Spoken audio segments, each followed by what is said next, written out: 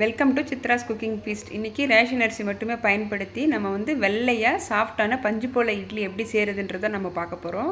இன்றைக்கி பார்த்திங்கன்னா நம்ம கிரைண்டரில் அரைக்காமல் நம்ம மிஷினில் தான் அரைக்க போகிறோம். நிறைய பேர் பார்த்திங்கன்னா மிஷினில் அரைக்கிறவங்க இருப்பாங்க. அவங்களுக்கு இந்த வீடியோ வந்து ரொம்பவே யூஸ்ஃபுல்லாக இருக்கும். நான் இதே அளவுகளோட இட்லி நிறைய தடவை நான் ட்ரை பண்ணி பார்த்துருக்கேன். ரொம்பவே சாஃப்டாக வந்தது. இந்த வீடியோவை உங்களோட ஷேர் பண்ணணும்னு நினச்சேன். வீடியோவை ஸ்கிப் பண்ணாமல் கடைசி வரைக்கும் பாருங்கள். வீடியோக்கு நடுவில் டிப்ஸ் கொடுத்துருப்பேன், உங்களுக்கு யூஸ்ஃபுல்லாக இருக்கும். இப்போ வாங்க இந்த இட்லிக்கு என்ன மெஷர்மெண்ட்டுன்னு பார்க்கலாம். நம்ம இந்த இட்லிக்கு பார்த்திங்கன்னா ரேஷன் புழுங்கல் அரிசியும் ரேஷன் பச்சரிசியும் யூஸ் பண்ண போகிறோம். புழுங்கல் அரிசி நான் இந்த டம்ளரில் 5 டம்ளர் எடுத்துக்க போகிறேன்.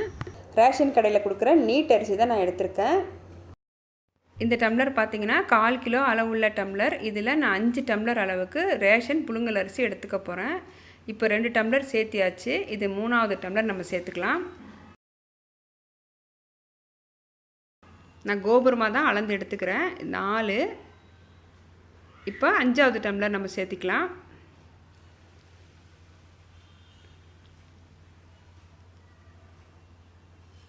நம்ம வந்து 4 to 5 தடவை தண்ணி விட்டு நல்லா வாஷ் பண்ணிக்கலாம். ஒரு கைப்பிடி அளவுக்கு நான் கல்லுப்பு சேர்த்துக்கிட்டேன். கல்லுப்பு சேர்த்துட்டு நம்ம வந்து தண்ணி ஊற்றி நல்லா அலசி எடுத்துக்க போகிறோம். ரேஷன் அரிசியில் நிறைய தூசு மண் இருக்கும். நல்லா இந்த மாதிரி நம்ம வந்து கைகளால் பிசைஞ்சு விட்டு நம்ம வந்து வாஷ் பண்ணி எடுத்துக்கலாம். கல்லுப்பு சேர்த்து நம்ம வாஷ் பண்ணும்போது அரிசியில் இருக்கிற அந்த பிசுபிசுப்பு தன்மைலாம் போய் நல்லா நமக்கு அரிசி வந்து ஒயிட்டாக கிடைக்கும். இப்போ திரும்பவும் தண்ணி ஊற்றி 5 to 6 தடவை நல்லா தண்ணி விட்டு அலசி எடுத்துக்கலாம். அடுத்தது நான் வந்து ரேஷன் பச்சரிசி எடுத்துக்க போகிறேன். பச்சரிசி வந்து 2 டம்ளர் அளவுக்கு எடுத்துக்கலாம். கோபுரமாக 2 டம்ளர் அளவுக்கு பச்சரிசி எடுத்துக்கலாம். 1, 2. இதுவும் நம்ம வந்து தண்ணி விட்டு நல்லா அலசிக்கலாம். அடுத்தது உளுத்தம்பருப்பு அதே டம்ளரில் 1/4 டம்ளர் நம்ம எடுத்துக்கலாம். 1 டம்ளர் ஃபஸ்ட்டு நான் சேர்த்திக்க போகிறேன். நான் உளுத்தம்பருப்பு வந்து கடையில் வாங்கின உளுத்தம்பருப்பு தான், உருட்டு உளுந்து தான் எடுத்திருக்கேன்.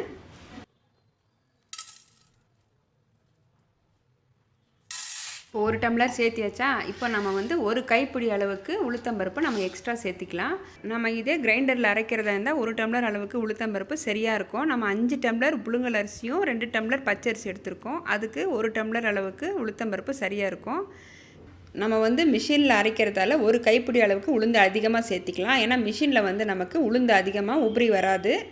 இப்போ வாஷ் பண்ணி எடுத்த பச்சரிசியும் புழுங்கரிசியும் நான் ஒன்றா மிக்ஸ் பண்ணியாச்சு. இதில் நல்ல தண்ணி விட்டு 1 டேபிள் ஸ்பூன் வந்து வெந்தயம் சேர்த்துட்டு 5 to 6 மணி நேரம் நமக்கு வந்து அரிசி நல்லா ஊறி வரணும். உளுத்தம்பருப்பு நம்ம அரைக்கிறதுக்கு 1 மணி நேரத்துக்கு முன்னாடி நம்ம ஊற வச்சுக்கலாம். அதுக்கப்புறம் பார்த்திங்கன்னா நமக்கு இன்னும் இட்லி வந்து நல்ல வெள்ளையாக கிடைக்கிறதுக்கு நான் வந்து 1/4 டம்ளர் அளவுக்கு ஜவ்வரிசி சேர்த்துருக்கேன். ஜவ்வரிசியில் கொஞ்சம் தண்ணி விட்டு நம்ம ஊற வச்சுக்கலாம். அரிசி இப்போ 6 மணி நேரம் நல்லா ஊறட்டும், அதுக்கப்புறம் பார்க்கலாம். அரிசி பார்த்திங்கன்னா நமக்கு 6 மணி நேரம் நல்லா ஊறி வந்திருக்கு. நம்ம இது போல் நல்லா க்ளீன் பண்ணி எடுத்துக்கலாம். அப்போ தான் நமக்கு வந்து அந்த மண் ஏதாவது இருந்ததுன்னா அடியில் செட்டில் ஆகிடும். நல்லா க்ளீன் பண்ணி எடுத்துக்கலாம்.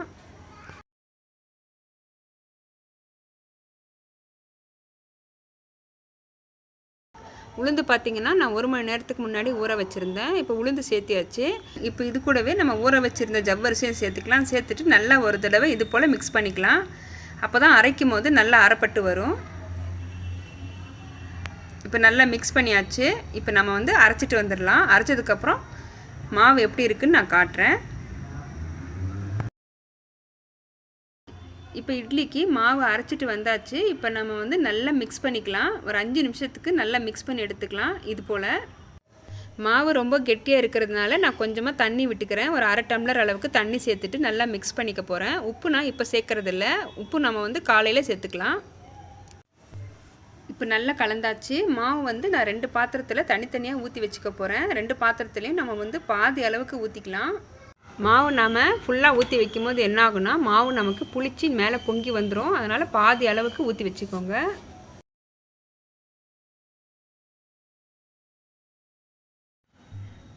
இப்போ மாவு ஊற்றியாச்சு. இப்போ நம்ம க்ளோஸ் பண்ணி வச்சுக்கலாம். 8 மணி நேரம் ஊறட்டும், நம்ம காலையில் பார்க்கலாம்.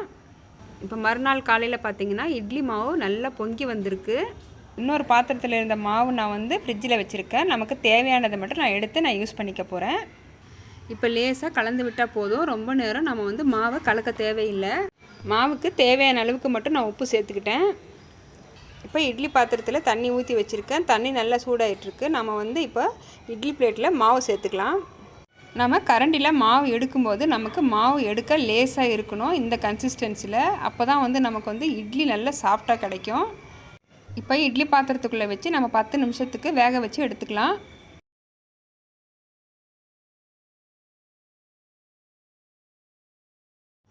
நான் ஏற்கனவே ஒரு இட்லி பிளேட்டில் நான் ஊற்றி வச்சுருக்கேன் மாவு. இப்போ அடுத்த பிளேட் வச்சு க்ளோஸ் பண்ணி ஒரு 10 நிமிஷத்துக்கு வேக வச்சு எடுத்துக்கலாம்.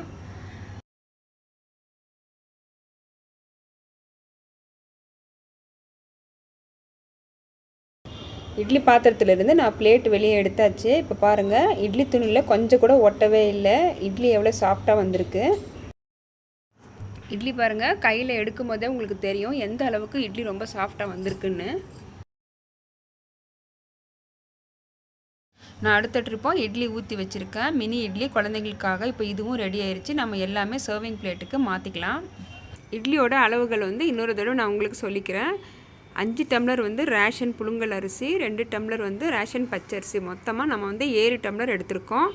அதுக்கு 1.25 டம்ளர் நம்ம வந்து உளுந்து சேர்த்துருக்கோம். 1/4 டம்ளர் அளவுக்கு நம்ம ஜவ்வரிசி சேர்த்துருக்கோம். இதே மெஷர்மெண்ட்டோட நிறைய தடவை ட்ரை பண்ணி நான் உங்களுக்கு இந்த வீடியோவை ஷேர் பண்ணியிருக்கேன். கண்டிப்பாக நீங்களும் ஒரு தடவை இதே மெஷர்மெண்ட்டில் இட்லி செஞ்சு பாருங்கள். சூப்பராக வரும்.